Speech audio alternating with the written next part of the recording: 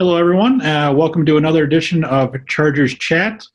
Excited this week. We're talking to Christina Hill. Christina is a Boscobel native. She is both an alumna and a current student. She graduated from the Culinary Arts program and is currently a Culinary Management student. Hello, Christina. Where are you at today and what are you doing? Hi, I am at Southwest Tech in the kitchen in the dining services. We are packing up for our food pantry deliveries starting at 1. That's great. Can you tell me about how you got involved in this project, Christina, and why was it so important for you? I have always talked about wanting to give back and help within the community.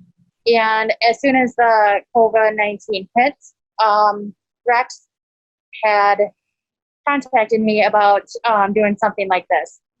So then I met with a couple of ladies on campus, Melissa and Robin, and put this into put a plan into action, and here we are today. Can you kind of tell me about your role and your responsibilities in the program, and kind of tell me about exactly what you guys are doing, Christina?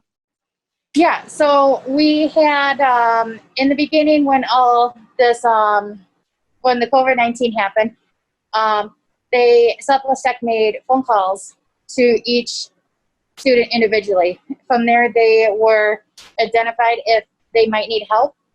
From there, they were their information was forwarded to me. So I sat down and I contacted them by phone or by email if they didn't have a phone.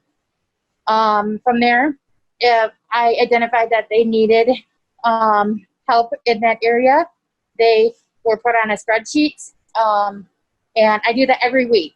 And so Monday, or either Wednesdays or Thursdays, I'm calling each student individually, checking in on them. And it's not just seeing if they need a delivery for Fridays, it's asking how they're doing in classes, identify if I feel that they may need help in other areas, and I'll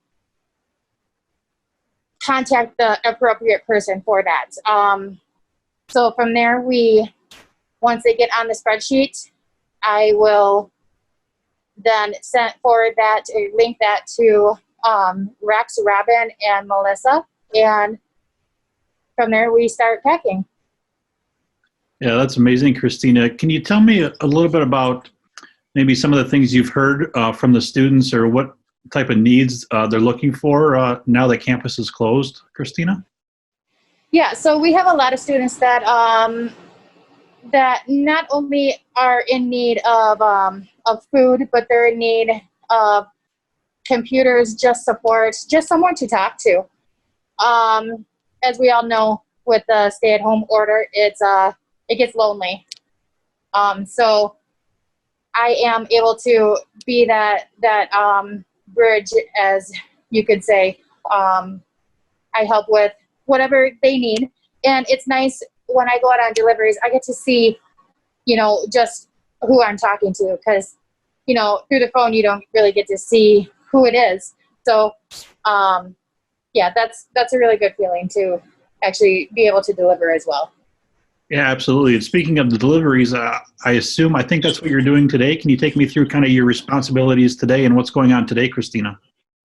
Yeah, so Rex and Sue actually came in earlier today and started working on this, dividing up food and figuring out what we're going to pack this week.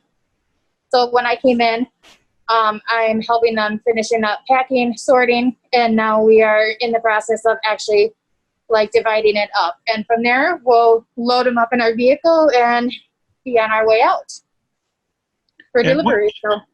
What types of things are you going to be delivering today? What types of goods or food items do the students and their families get today, Christina?